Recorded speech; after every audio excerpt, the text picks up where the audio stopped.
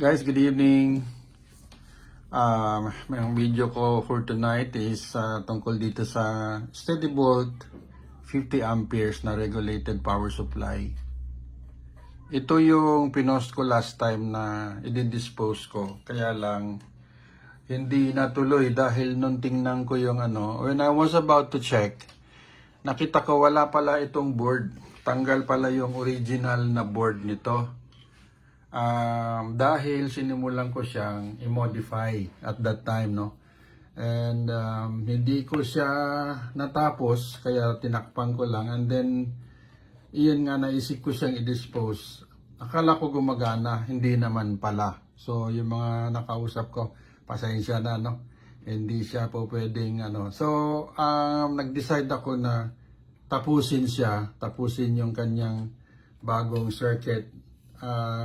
Yung kasing luma niya, may dahilan kaya ko binago yon. Siguro hindi ko type yung kanyang control system, no? Yung may over voltage siya, meron siyang relay na laging naka-engage, tapos pag may over voltage siya, magdi-disengage yung relay, which is safe nga naman, no? Tapos ang ayaw ko lang doon, wala siyang short circuit protection. Ang kanyang pinaka-protection is papuputukin niya yung fuse either sa primary or sa secondary. So, pwedeng masunog yung primary, no? Pag hindi ka agad nag-open yung fuse. Kaya naisipan kong baguhin. At itong bagong circuito na to, ang kanyang capability ay, i-close up ko, no? Ang kanyang capability ay, pwede siyang mag-control ng over voltage, under voltage, at saka meron siyang short circuit protection. Oo. Tapos meron din tayong soft start, no? Kaya yung in-rush current kapag walang charge yung capacitor, hindi masyadong harmful doon sa mga rectifiers. So, ito, meron tayong tatlong IC dito, no? Unlike the original, yung original ay puro transistors yun. At very obsolete na. At na-outsmart siya ng itong ganitong circuit kasi this is modern na to no? Meron itong crowbar protection. So, over voltage using crowbar. Ito yung sa voltage regulation IC. Tapos ito naman yung sa over voltage. Ito naman yung sa under voltage or short circuit, no? Kasi yung short circuit at saka under voltage, pareho lang halos yun. Kasi once mag-short ang circuit, pag nag-short yung output natin, the voltage will decrease, no? So para ka na rin, mamaya ipakikita ko sa inyo yung voltage decrease na magsha-shutdown siya. Ayoko kasi siyang i-short kasi hindi naman pag sinadya nating i-short, mahirap, no? Baka matuluyan yung transistor, but if it really will happen, no? Magpo-protect talaga siya. Hindi tutuloy yung kanyang output.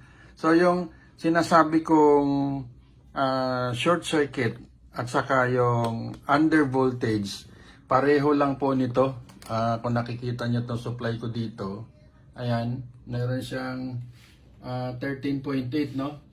So, kapag sinort po natin kapag sinort po natin yung output, no? Pag sinort natin, itong voltahe will go down or even pupunta nga ng zero yan, no? Ayan, isusort ko siya, no? Ayan, no? Nag-zero siya, no? Ayan, no? Oo. Huwag kayo mag-alala, guys. May short circuit protection nito. Ginawa ko lang yun just for demo. So, balik tayo dito. Okay. Eto, meron tayong soft start. Gaya na sinabi ko, ito yun, no? Kung makikita natin, meron tayong voltage at saka ito yung current meter na ginagamit, no? So, ito muna, i-on muna natin. Power on, and then meron tayong soft start. Yan. So, ayan, meron tayong 13.8 dyan. Mamaya, ititrim natin siya. Hindi na kasi 0-0 talaga to, no? So, mamaya, dito tayo magre-rely, no? Dito tayo sa multimeter ko magre-rely. Kasi ito, very accurate pa ito. Yung aking digital, wala, nagsigarahe na eh. So, itong meter na to, mas reliable siya. So, ngayon, itatry natin lagyan ng load temporarily. Sa ngayon, meron lang akong load na bumbilya ng sasakyan eh. Yun lang ang aking load na pwedeng i-test. Otherwise, pwede tayong umakyat ng 30 to 40 amperes. But just to make sure na meron tayong drain, ayan, no? May drain siya. Ayan. Hindi nagbabago yung ating voltahe, no? Unaffected yung ating regulated voltage while we are having 5 amperes drain dito, no? Ayan, no? Ayan. Okay?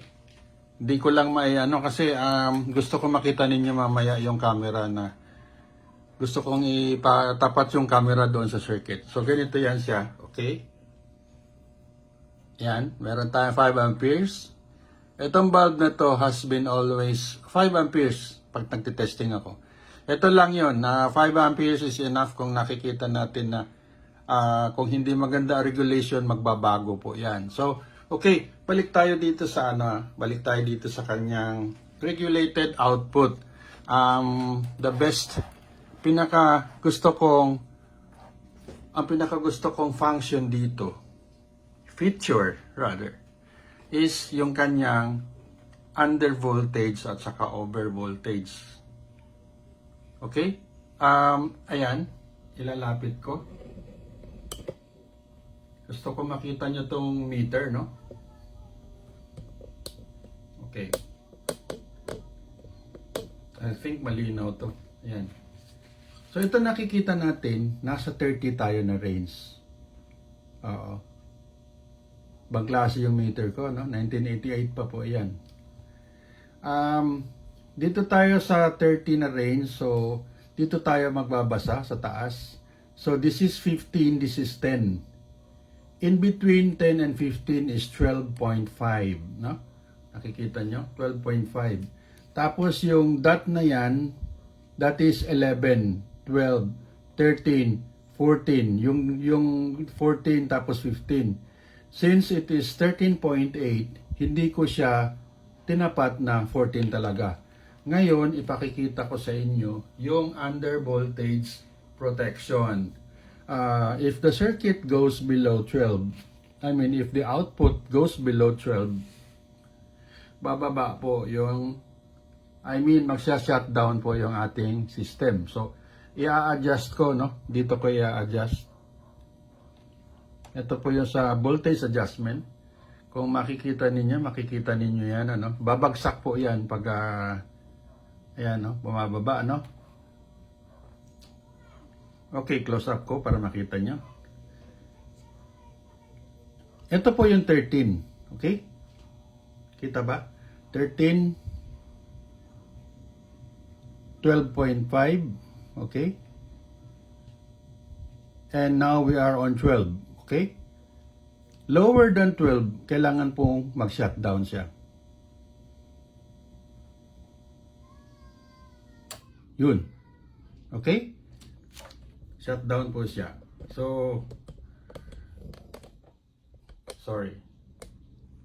Ayan, pati itong voltahe natin dito, wala, no? Okay? So, since binaba ko siya, patayin natin yan. If there is really something wrong doon sa load, hindi po yan tutuloy na mag-on, no? Kasi ang output niya is less than what we wanted. Less than 12, less than 13.8. Try natin iyon. Ayan, ayaw talaga, no? Ayaw talaga. So, i-off ko siya, i-increase ko siya ng bahagya, hoping that it will be above 11 volts.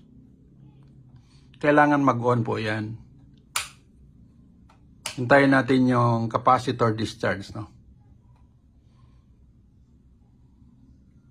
Ay, sorry. Hindi ko pala na-press ito. Ayan, no? Okay. Press ko to. Ano ba yan? Nakalimutan ko. Ayan. Kulang pa rin. So, not enough. I-on ko. Ayan. Okay. Now, balik balik tayo dito sa meter. Okay. Para makita nyo. Ano bang voltahe tayo ngayon? Okay. So, we have 10, 11, 12. We have 13 volts now, no? 13 volts, okay? 13 volts. Ngayon, ikutin ko siya. Now, meron tayong 13.5.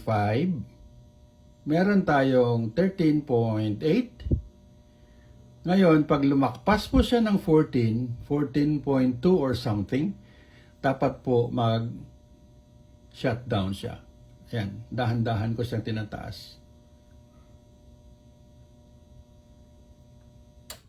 Ayun, shutdown po siya. Okay?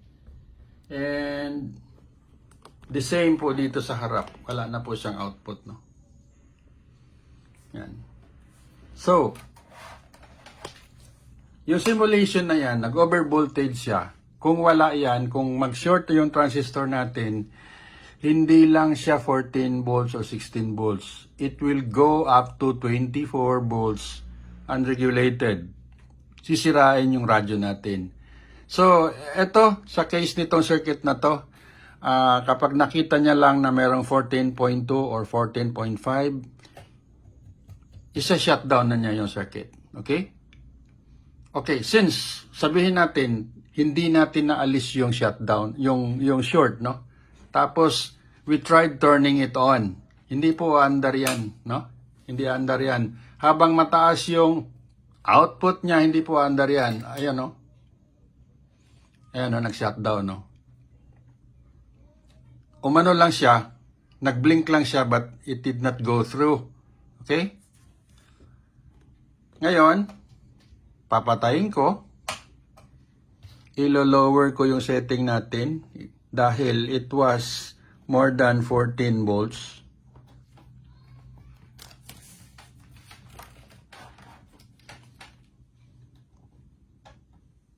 Ikot. It should turn on, no? Yan. So, mayroon tayong, balik na naman tayo dito. Sorry.